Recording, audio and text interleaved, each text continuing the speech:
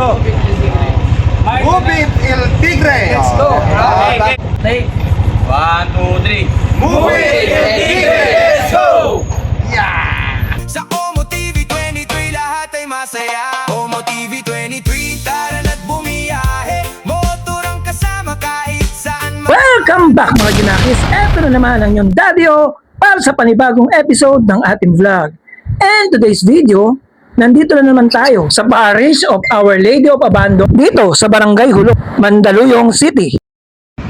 Big shoutout nga pala kay Cap Jaja Jose sa pagbibigay sa atin ng pahintulot na gamitin ang area nito bilang tambayan at EB meeting venue ng Movie Riders El Tigre.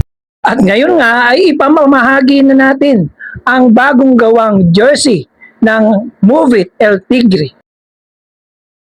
Kalinsabay niyan ang pagbibigay din ng mga stickers sa bawat membro. At syempre, may konting meeting din para pagpapaalala sa mga updates at sa mga activities na gagawin.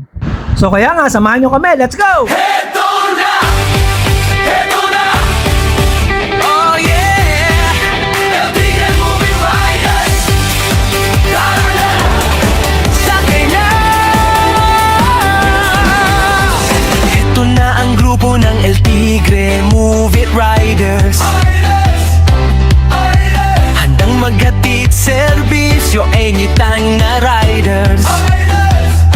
Kaming bahala dyan kahit saan pang punta. Trabaho, school o gala. Sige! Tara na!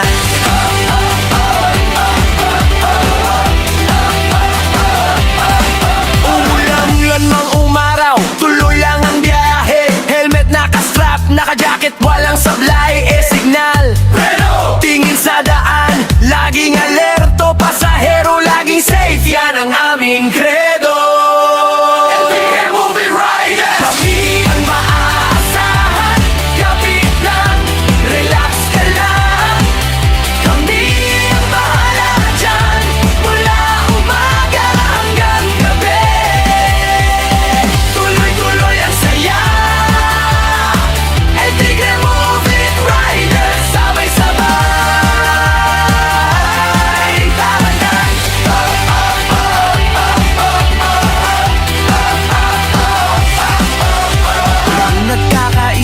Nagtutulungan sa lahat.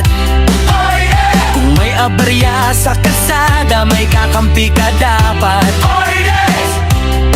May kubuhan sa kanto, may tawanan sa pila. Kahit pagod na sa biyahe, game pa rin. Masaya! Pares-pares ng ano sa buhay. Inabuluhan muna natin yung ibang jersey para ma-release lang natin ito ngayon nandito. Yung jersey natin, may kasama talaga yung mask. Kasama yan sa mga bawat isa sa atin. Kaso lang, naging lapsis lang ng InDesign, ng gumawa, na hindi nila napasama kahapon, pinalalabog yan kagabi, dumating kagabi. Kaya pinapalawak ko rin. So ipahabol ko na lang din sa inyo isa-isa kung sino yung mga nakakuha na yung tube mask natin. Ganito rin yun. Oo, yung tube mask natin. Halos uniform talaga. Pwede bigay sa June 6 yun. Ha? June 6 bigay mo. Pwede. Di ba? Pwede. Pare-parehas. Tapos, Ganda sana yun kung may tatak ng pangalan, no? So sino man mga members natin na gusto pang humabol na magpagawa, pwede para magpagawa kasi pwede naman nakasalang naman na yung design doon eh. So automatic lang yan. Kaso lang, pag nagpagawa tayo, hindi tayo pwedeng dala natin isang piraso, dalawa, hindi. 10. By batch ng 10 ulit. Padala doon si Minimum of 10 ba? Oo, ganun. 10-10. Tapos dapat yung payment kompleto na para hindi naman mag-aabuno ulit. Ito, kasama natin si mga officer, sila Pastor Orly, sila ni Jojo. Ito, nilakad namin dito sa barangay, dito sa Ulo. Natawa yung picture niya eh. Oo, na itong area natin, itong area na to, ay inalawad tayo na. Dito na. Ito maging bayan ng grupo. So, pwede tayong pagtanghali, magpapahinga. Sobrang init ng tanghali pag bumabakbak. At least meron tayong masabi, Pap, saan kayo? Tambayan. Pahinga ka na kagad doon. Pahinga. Sakay.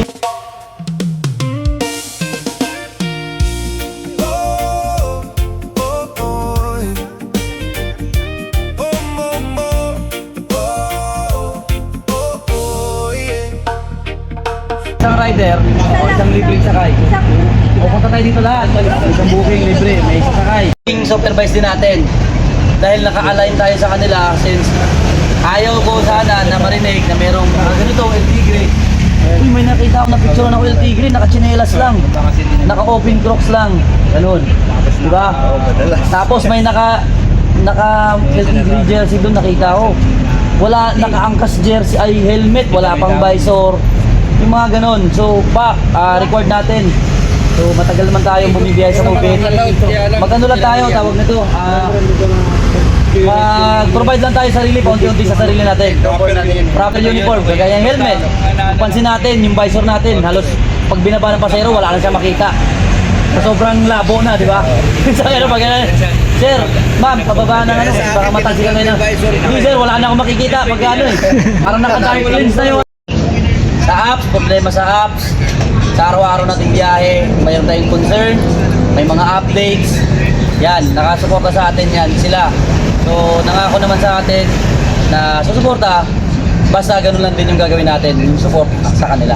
Yung alliance, sana makiisa tayo kasi para sa grupo din yung ginagawa natin. Kasi ito lang naman ang lagi nila sinasabi. Pagka nagkaroon ng problema si Rider, unang-una lalapit sa akin. Pag lumapit si Rider sa akin nagka-problema, ang lalapitan ko naman sila din. Pagkalapit ko sa kanila yan, ang tanong nila sa akin dyan, ano ba yung rider na yan? Nakikita ko ba yan? Pumupunta ba yan pag may nagpatawag ako ng activity? Sumusulpot ba yan? Nakikita ko, nakikilala ko ba? Nakikipag-active? Active ba yung members mo na yan o hindi? Kasi willing sila tumulong sa riders pag nagka-problema. Doon sa mga active lang. Pero doon sa mga riders na hindi nga nagpaparamdam kahit sa GC, pag may mga patawag, hindi nagpapakita. So magiging issue yun pag lumapit sa akin nagka-problema yung apps. Na-post, na-deact. Sir, na ano yung account ko? Pagtingin ko pala sa pangalan, sino ba to? Member ko ba talaga to? Hindi ko ba to kilala? Pupunta lang pag may ayuda. Oo. Magpaparamdam pag may bigayan ng ayuda, raffle, mga ganun. So lahat na papakita. Pero sana, kahit sa mga ganung bagay, simpleng patawag, magpakita lang tayo. Kasi yung tulong nila 100% aabot sa atin, basta yung suporta din natin, makakarating sa kanila. Tayo gumagamit. Yung walis lang. Maglinis din tayo. So kung may iwasan magkalat, maganda. Kung meron tayong makukuha mga kahit na mga ano yung balde ng pintura. Okay, next. Bawal gawin inuman, inikan, no? Oo. Bawal dito. Hindi pwedeng gawing ano to, yung parang inuman. Tambayan talaga na alis mo. Ang purpose nito, para lang meron tayong pahingaan, meron tayong EB venue, no? Dito sa EB venue. lugar natin. Pangatlo, huwag sa mga gilid Saan at sa saan? buong area ng ano. Maghanap tayo ng area na kung saan tayo pwedeng jumingle. Pwede naman daw tayong kumain dito. Pwedeng kumain, provided na clean as you go. Yun. Kung ano yung kinalat natin, pag alis natin, bit-bit din. Para wala talaga. Pagkatapos Number 5, tumulong sa paglilinis ng lugar na to, sa pagsisinok ng area natin. Kasi kumbaga parang pinagkatiwala sa atin to, sa alagaan natin. No? And last but not the least, anumang bagay o anumang mga paglabag dun sa kasunduan na sinabi ni Ka ay maaaring pagbawi Oo. ng area. So kaya kailangan pangalagaan natin. Tayo ang responsible dito. Kung may mga bago man tayo mga kasama na pupunta rito, dapat pagsabihan din. pagsabihan natin, orient sila para hanggang sa nun, in order lagi yung ating Lahat. Oo.